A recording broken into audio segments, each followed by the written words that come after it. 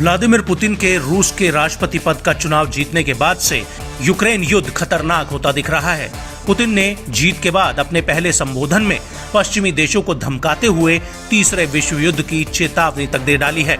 बताया गया है कि रूस के राष्ट्रपति पद के चुनाव की वोटिंग के दौरान भी रूसी सेना यूक्रेन पर भीषण हमले जारी रखते हुए हावी हो रही थी। दावा किया जाता है कि बीते कुछ महीनों से रूस ने यूक्रेन पर अपना आक्रमण तेज कर दिया है।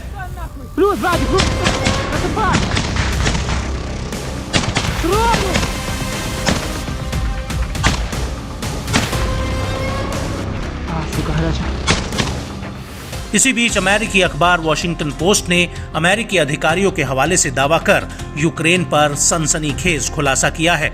इसके मुताबिक यूक्रेन ने अपने पश्चिमी समर्थक देशों को बताया है कि युद्ध भूमि में अलग अलग जगह तैनात किए गए एयर डिफेंस सिस्टम की मिसाइलें मार्च के आखिर तक खत्म हो जाएंगी। इसके बाद रूसी हमलों का जवाब देने के लिए यूक्रेन एयर डिफेंस सिस्टम का इस्तेमाल नहीं कर पाएगा। कीव के प्रतिनिधियों ने पिछले महीने ही एक सुरक्षा सम्मेलन के दौरान पश्चिमी देशों को इस बारे में जानकारी देकर अलर्ट कर दिया था। रिपोर्ट के मुताबिक अधिकारियों ने दावा किया था कि यूक्रेनी सेना जो पहले रूस की ओर से दागी गई हर 5 मिसाइलों में से 4 को मार गिराने में कामयाब हो रही थी, लेकिन जल्द ही 5 में से 1 को ही निशाना बनाने में सक्षम रह पाएगी।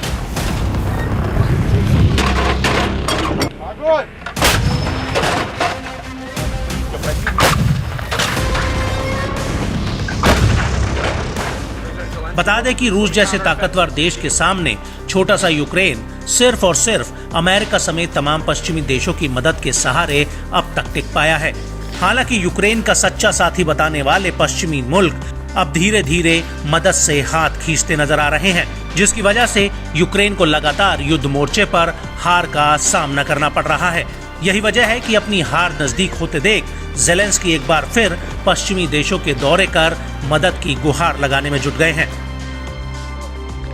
ऐसा माना जा रहा है कि एयर डिफेंस मिसाइलों की कमी का यूक्रेन के शहरी जीवन पर काफी प्रभाव पड़ सकता है।